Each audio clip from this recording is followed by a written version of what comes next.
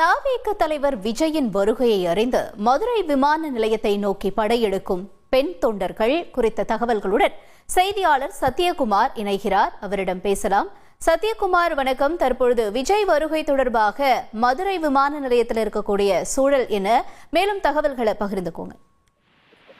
வணக்கம்.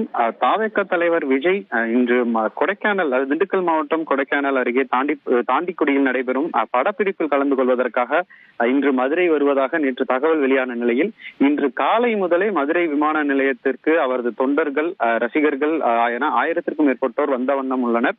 இந்த நிலையில் மதுரை விமான நிலைய உள் வளாகத்திற்குள் அதிகம் கூட்டம் சேர்ந்ததால் காவல்துறையினர் விமான நிலைய வெளி வளாகத்திலேயே அவர்களை தற்போது தடுத்து நிறுத்தி வைக்கப்பட்டுள்ளனர்.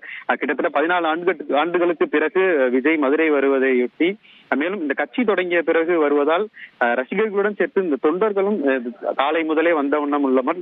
தற்போது விமான நிலைய வெளி வளாகத்தில் பார்த்தமையானால் தவிக தொண்டர்கள் ஷேர் ஆட்டோ, இருசக்கர வாகனம், கார், ஆம்னி பேருந்து முதல் பல வாகனங்களில் தொடர்ந்து ஆண்கள், பெண்கள் என கை குழந்தைகளுடன் வந்து கொண்டிருப்பதை நம்மால் பார்க்க முடிகிறது.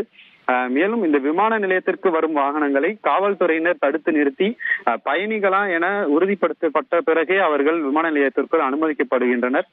மேலும் தொடர்ந்து இன்று பார்த்தோமேயானால் மதுரை வரும் விஜய் இங்கிருந்து பெருங்குடி வரை ரோட் ஷோவில் பங்கேற்பதாக தகவல்கள் வெளியான நிலையில் கூடுதலாக மதுரை மற்றும் சுற்றுவட்டார பகுதிகளில் இருந்தும் தவிக தொண்டர்கள், விஜய் ரசிகர்கள் தொடர்ந்து மதுரை விமான நிலையத்தை நோக்கி படையெடுத்த வண்ணம் உள்ளனர். உங்களுடைய தகவல்களுக்கு நன்றி சத்யகுமார்.